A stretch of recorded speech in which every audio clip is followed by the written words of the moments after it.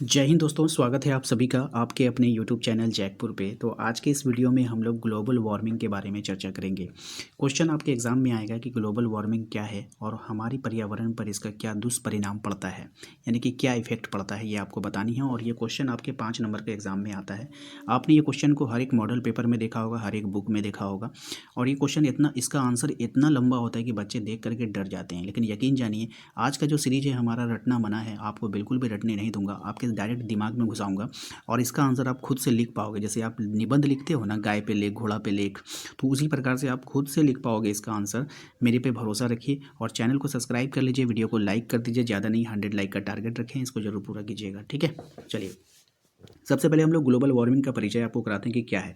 मान लीजिए कि पृथ्वी एक घर है। ठीक है, हमारा पृथ्वी क्या है, एक घर है और उसके चारों तरफ एक कंबल ओढ़ा हुआ है। ठीक है, और वो क्या करा हुआ है, ये पृथ्वी है, उसने क्या किया, कंबल ओढ़ लिया है। ठीक है, चारों तरफ से एक कंबल ओढ़ लिया है। ये कंबल पृथ्वी को ठंड से बचाता है। ठीक है, तो ब्रह्मांड में पृथ्वी घूम रहा है, ब्रह्मांड में तो काफ़ी ठंड है, तो ये हमें पृथ्वी को जो है कंबल जो ओढ़ लिया है, ये ठंड से बचाता है और जीवन के लिए ज़रूरी गर्मी बनाए रखता है। यानी कि ज़िंदा रहने के लिए जितनी भी गर्मी आपको चाहिए उतना वो अंदर आपको दे रहा है। ठीक है, लेकिन जब ये कंबल ज़रूरत से ज़्यादा मोटा हो जाए तो घर के अंदर बहुत गर्मी हो जाती है। ठीक है, पता है ना। अगर कंबल अब ज़्यादा से ज़्यादा उड़ा लो, पहले पहले मम्मी एक कंबल उड़ा देगी, फिर मम्मी आके दूसरा कंबल उड़ाएगी, फिर पापा आकर उड़ा देंगे, तो ज़्यादा मोटा हो गया। अब अंदर बहुत गर्मी लगने लगेगा, आपका दम घुटने लगेगा। ठीक है, बोलोगे हटाओ, जल्दी हटाओ इसको। ठीक है, तो वही चीज़ हो गया। लेकिन जब कंबल ज़रूरत से ज़्यादा मोटा हो जाए तो घर के अंदर क्या होगा, बहुत गर्मी बढ़ने लगेगी। इसी तरह पृथ्वी के चारों ओर कुछ गैसें होती है, जैसे कि carbon dioxide, methane, nitrogen dioxide, सूरज की गर्मी को बाहर जाने से रोकती है। यानी कि ये सब गैसें मिल करके एक कंबल का निर्माण करती है।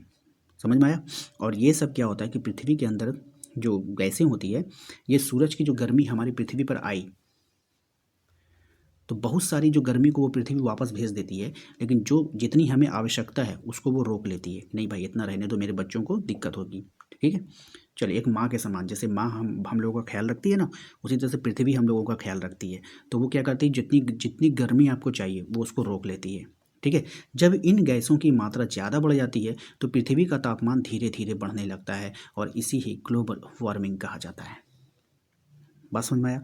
तो होता क्या है कि हमारा हमने जो कंबल वाला एग्जांपल दिया, तो पृथ्वी ने किसका कंबल ओढ़ रखा है, तो गैसों का कंबल ओढ़ रखा है। और जब ये गैसें ज़्यादा होगी तो कंबल मोटा होगा, तो गैसें मोटी हो जाएगी, उसकी परत मोटी हो जाएगी। इससे क्या होगा, पृथ्वी का टेम्परेचर बढ़ने लगेगा। बात समझ में आई। अब आपको पूरी कहानी समझ में आ गई। यहाँ से अब चलते हैं हम लोग पॉइंट बाय पॉइंट, एक एक बात को आपको समझाते हैं।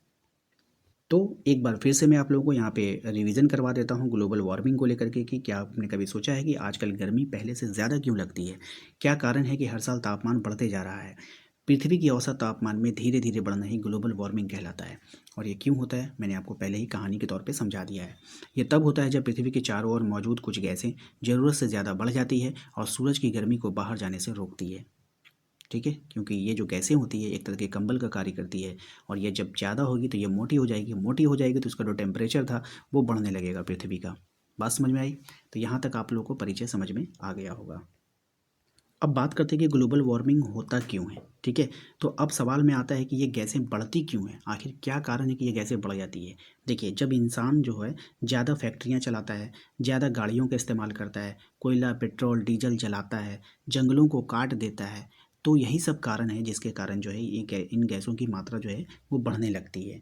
ठीक है, इन क्रियाकलापों के कारण तो हवा में कार्बन डाइऑक्साइड जैसी गैसें बढ़ जाती है और यही गैसें पृथ्वी को ज़रूरत से ज़्यादा क्या कर देती है, गर्म कर देती है। ठीक है, तो ये तो हो गया आपका पॉइंट नंबर 3 में हमने लिखा है ग्लोबल वार्मिंग कैसे होती है। देखिए, क्या सूरज की सारी गर्मी धरती पर रुक जाती है, आपका जवाब होगा नहीं, नहीं रुकती है। सूरज की किरणें पृथ्वी पर आती है, उनमें से कुछ गर्मी वापस अंतरिक्ष में चली जाती है, लेकिन जब हवा में जहरीली गैसें बढ़ती है तो ये गर्मी फंस जाती है। ये गर्मी यहीं की यहीं फंस जाती है, यहीं की यहीं पृथ्वी पर रुक जाती है, ये गर्मी अंतरिक्ष में नहीं जा सकती है। फॉर एग्जाम्पल मैं आपको बता दूं, जैसे कि बंद कमरे में गर्मी फंस जाती है, जैसे ही पृथ्वी तपने लगती है। ठीक है, आपको एग्जांपल देते हैं। मान के एक गर्मी का दिन है, आप फ़ैन चला करके बैठे हो, ठीक है, आराम से हवा खा रहे हो, अचानक से पंखा बंद कर दो, कैसा लगेगा आपको। बोलते ना, जल्दी पंखा ऑन करो, जल्दी पंखा ऑन करो, एकदम एकदम मन आपका घुटने लगेगा। तो वही हाल है कि जैसे ही बंद करने में कमरे में गर्मी फंस जाती है, वैसे ही पृथ्वी तपने लगती है और पृथ्वी क्या होता है, हीट करने लगता है। जब वो उसकी गर्मी फंसेगी तो पृथ्वी हीट करेगा।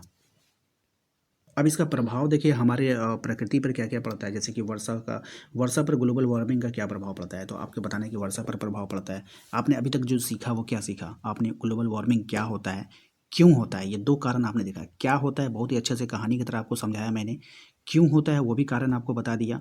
ठीक है, अब मैं आपको बताने जा रहा हूँ कि इसका जो है वर्षा पर क्या प्रभाव पड़ता है। ठीक है, आइए देखते हैं। देखिए, क्या बारिश आज समय पर हो रही है? आपका जवाब होगा नहीं। कभी कभी बहुत ज़्यादा, कभी कभी बिल्कुल नहीं होती है। ठीक है, ग्लोबल वार्मिंग के कारण मौसम का संतुलन बिगड़ जाता है। जब ग्लोबल वार्मिंग होता है तो मौसम का जो संतुलन होता है, वो बैलेंस होता है, वो बिगड़ जाता है। कहीं तेज़ बाढ़ आ जाती है, कहीं लंबे समय तक सूखा पड़ जाता है, मानसून समय पर नहीं आता है, जब बारिश होना चाहिए टाइम पे वो नहीं होता है। ठंडी के दिनों में बारिश हो रही है, गर्मी के दिनों में बारिश नहीं हो रही है। तो यही प्रॉब्लम होती है ग्लोबल वार्मिंग बढ़ने से। नेक्स्ट पॉइंट है फसलों पर ग्लोबल वार्मिंग का क्या प्रभाव पड़ता है, यानी कि फसलें जो है उसका क्या प्रभाव पड़ता है। जब बारिश अनियमित हो जाएगी, जब बारिश ही समय पर नहीं होगा, तो फसलों का क्या हाल होता होगा। आप सोचो जरा, फसलें सूख जाती है। ठीक है, फसलें क्या होती है, सूख जाती है, पैदावार कम हो जाता है, कीड़े और रोग बढ़ जाते हैं, फसलों में कीड़े लग जाते हैं, उसकी बीमारियाँ बढ़ जाती है। इसका सीधा असर किसानों और हमारे भोजन पर पड़ता है। ठीक है, तो ये हो गया इसका। प्राकृतिक आपदाओं पर ग्लोबल वार्मिंग का क्या असर होता है, यानी कि प्राकृतिक आपदाएं जो होती है इन पर क्या असर डालता है ग्लोबल वार्मिंग।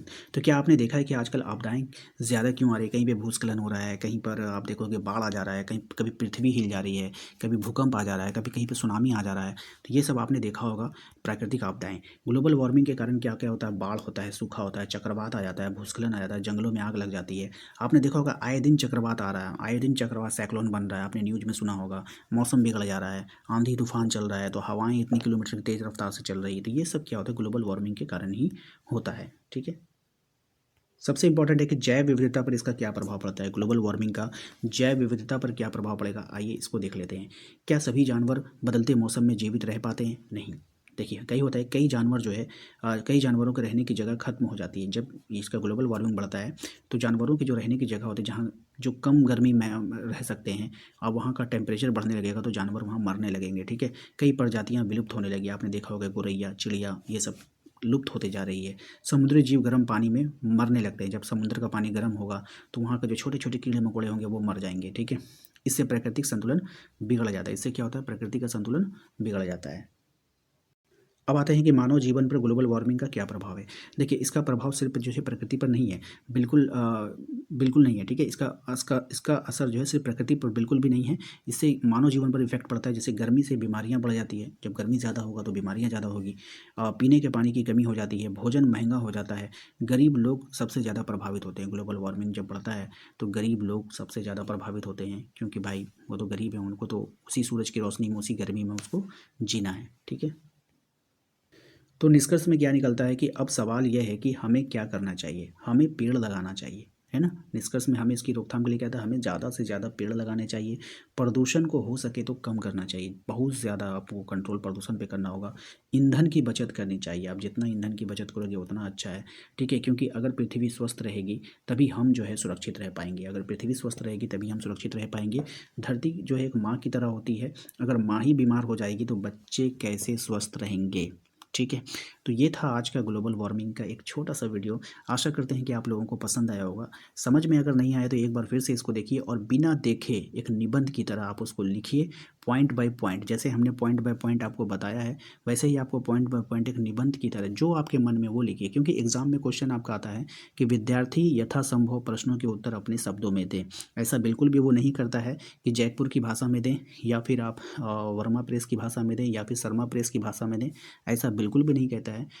वो कहता है कि परीक्षार्थी यथासंभव प्रश्नों का उत्तर अपने शब्दों में दें। तो मैंने आपको बिल्कुल डिटेल में समझा दिया कि ग्लोबल वार्मिंग क्या होता है और हमारी प्रकृति पर इसका क्या क्या प्रभाव पड़ता है, हमारे जीवन पर क्या प्रभाव पड़ता है, सब कुछ हमने आपको समझा दिया है।